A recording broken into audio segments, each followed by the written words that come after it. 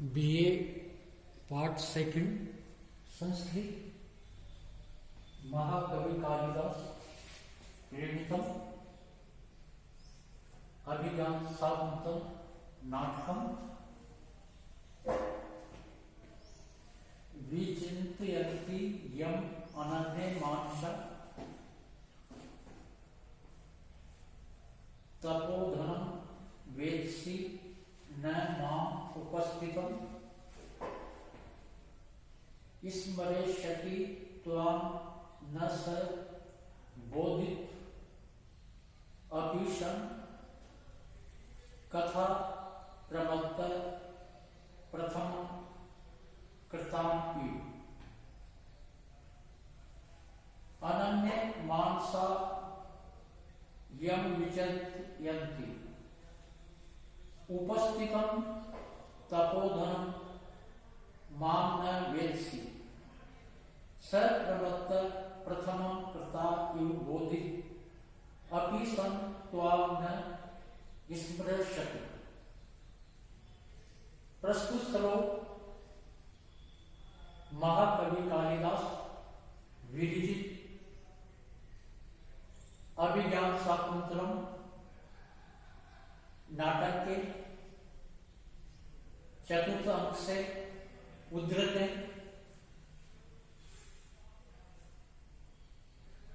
प्रस्तुत पद्य में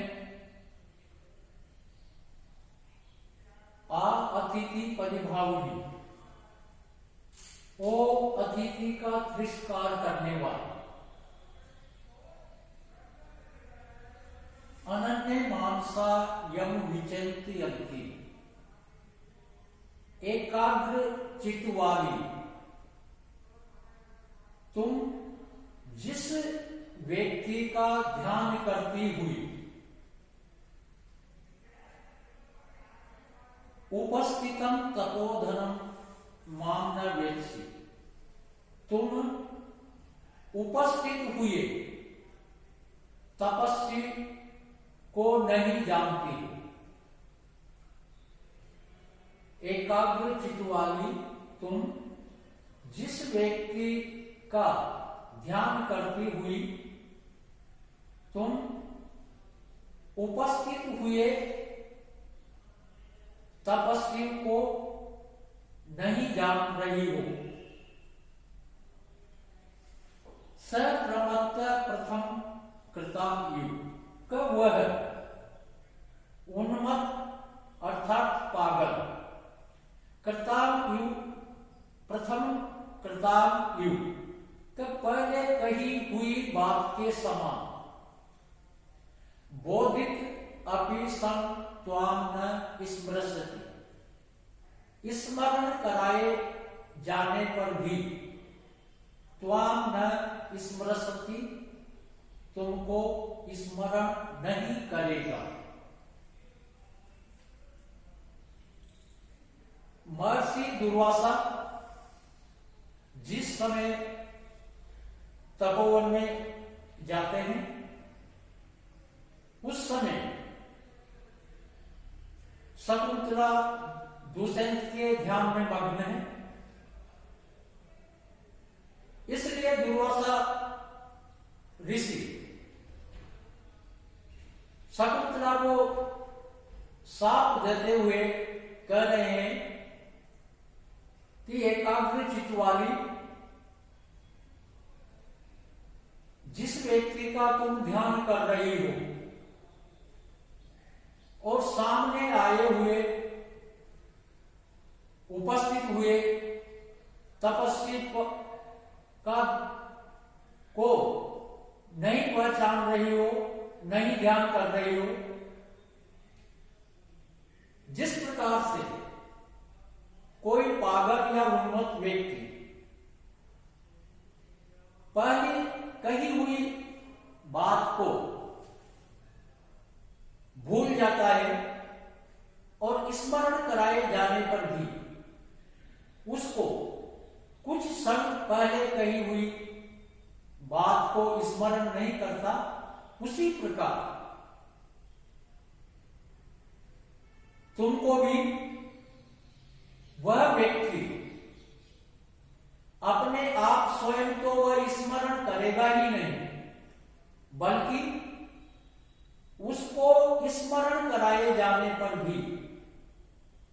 वह तुमको याद नहीं करेगा। महर्षि दुर्वासा क्रोध होकर शकुंतला को साथ देते हैं और कहते हैं कि एकाग्र चित्त वाली जिस व्यक्ति का तुम ध्यान कर रही हो और उपस्थित हुए मुझ तपस्वी पर कोई ध्यान नहीं दे रही हो, वह तुम्हें भी उसी प्रकार भूल जाएगा जिस प्रकार से पागल या उन्मत्त व्यक्ति कुछ क्षण पहले कही हुई बात को स्मरण कराए जाते हुए भी वह तुम्हें याद नहीं करेगा। बौद्धिक अप्रीसन पद से तात्पर्य है कि अपने आप स्वयं तो वह तुम्हें स्मरण करेगा ही नहीं, बल्कि याद दिलाने पर भी वह तुम्हें स्मरण नहीं करेगा। तपोधनम उपस्थित, इस पद से यह सूचित किया गया है कि महर्षि दुर्वासा तपोवन में स्वयं शकुंतला की कुटिया पर उपस्थित हुए हैं। इसलिए स्वयं उपस्थित होने के कारण और उनकी बात को न सुना जाना, उन पर कोई ध्यान न देना बहुत बड़ा अपराध माना जाता है। इसीलिए दुर्वासा ऋषि शकुंतला को साथ देते हैं। दुर्वासा ऋषि बहुत अधिक उच्च कोटि के तपस्वी वह अनुग्रह और विग्रह में सामर्थ्य रखते। प्रस्तुत पद्य में महाकवि कालिदास ने नाटक में इस सांप की योजना करके दुष्यंत को दुष्चरित्र से बचा लिया है, क्योंकि ये सांप की योजना महाकवि कालिदास की एक मौलिक सोच है। प्रस्तुत पद्य में वंशस्थ छंद है। वंशस्थ छंद का लक्षण है जतौ तो वंशस्थ मुद्रितम जलो। वंशस्थ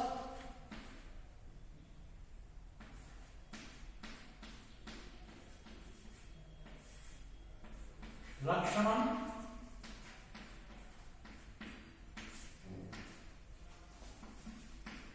जतौ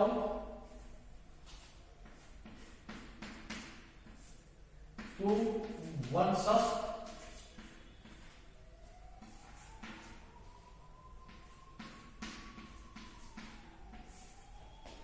मुद्रितम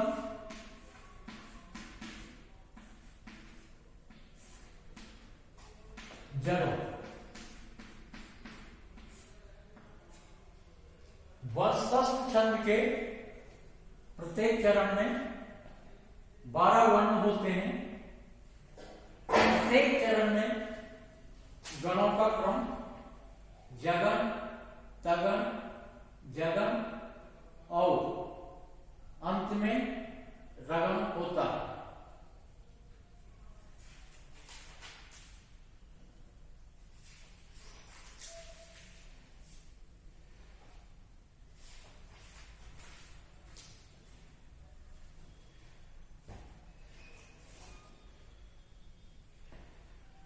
याति एक तो अस्त शिखरम पति औषधि नाम आविष्कृतो अरुण पुरुषर एक तो अर्क तेजो द्वयस्य युगपद वैष्णो उदयाभ्याम लोको नियमित एवं आत्म दशा अंतरेश।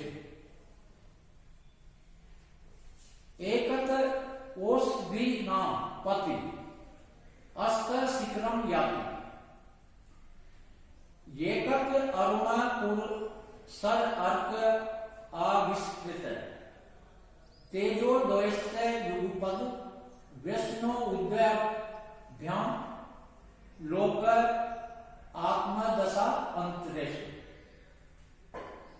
प्रस्तुत पद्य महाकवि कालिदास विविजित अभिज्ञान शाकुंतलम नाटक के चतुर्थ अंश से उद्धृत है। सोकर उठा हुआ शिष्य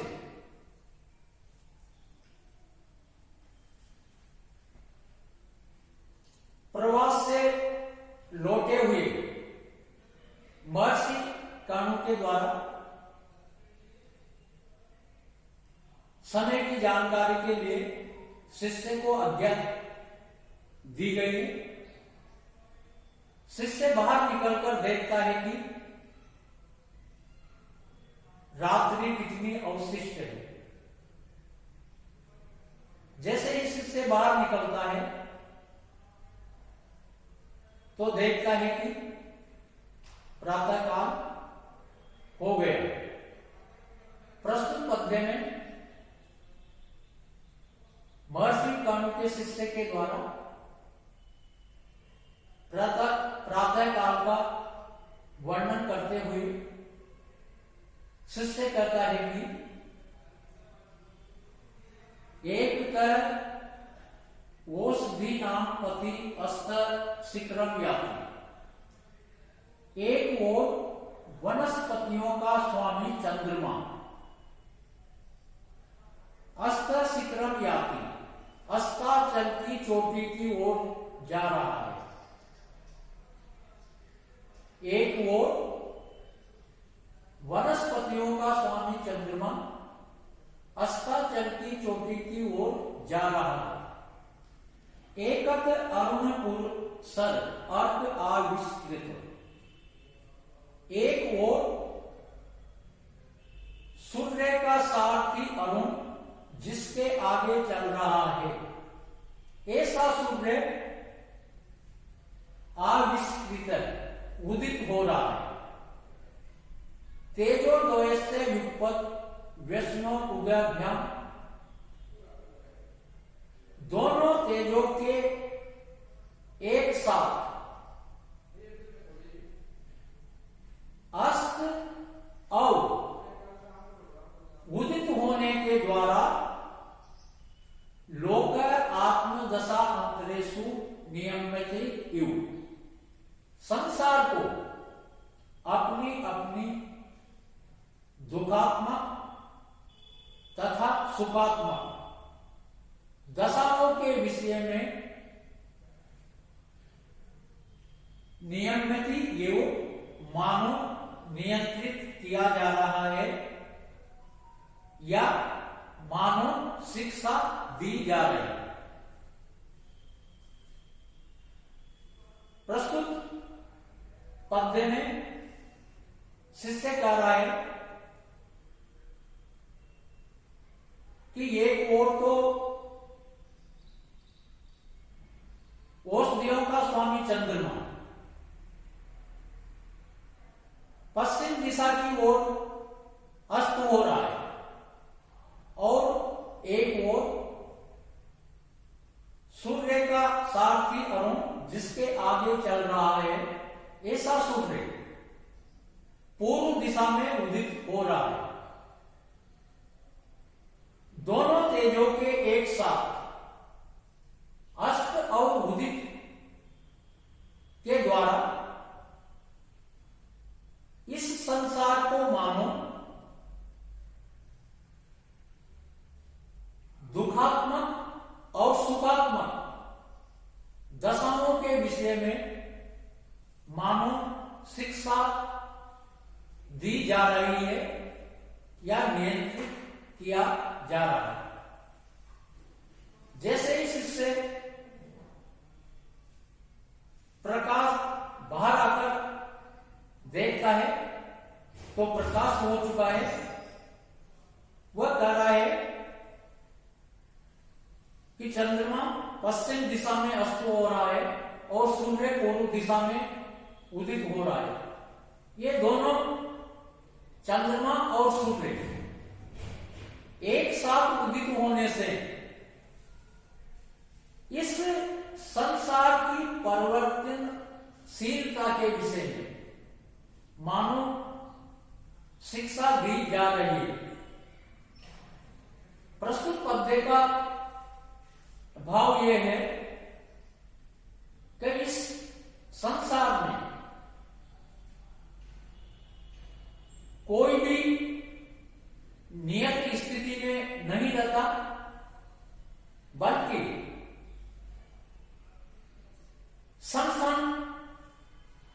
संसार की स्थिति बदलती रहती है।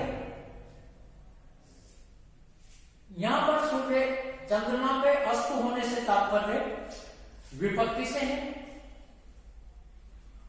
और सूर्य के उदित होने से तात्पर्य संपत्ति से।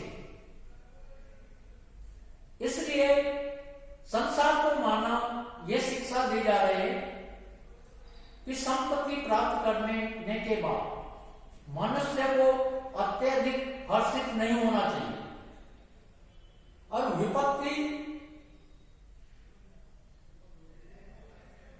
प्राप्त होती है तो उसमें भी ज्यादा दुख नहीं करना चाहिए, क्योंकि इस संसार का ये नियम ही है। क्योंकि चंद्रमा जैसा अस्त हो रहा है और सूर्य जैसा उदित हो रहा है, इन दोनों की स्थितियों में परिवर्तन हो रहा है।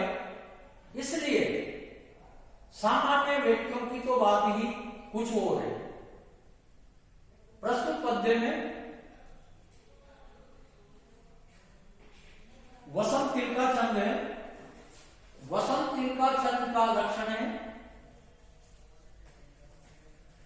उगता वसंत तिल का तबजा जगोग।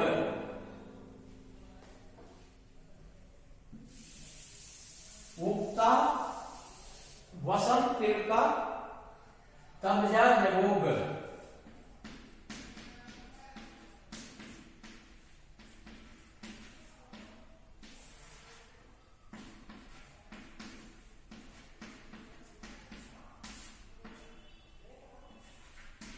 उगता वसंत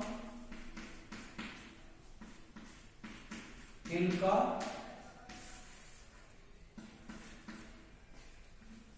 तबजा जगोग।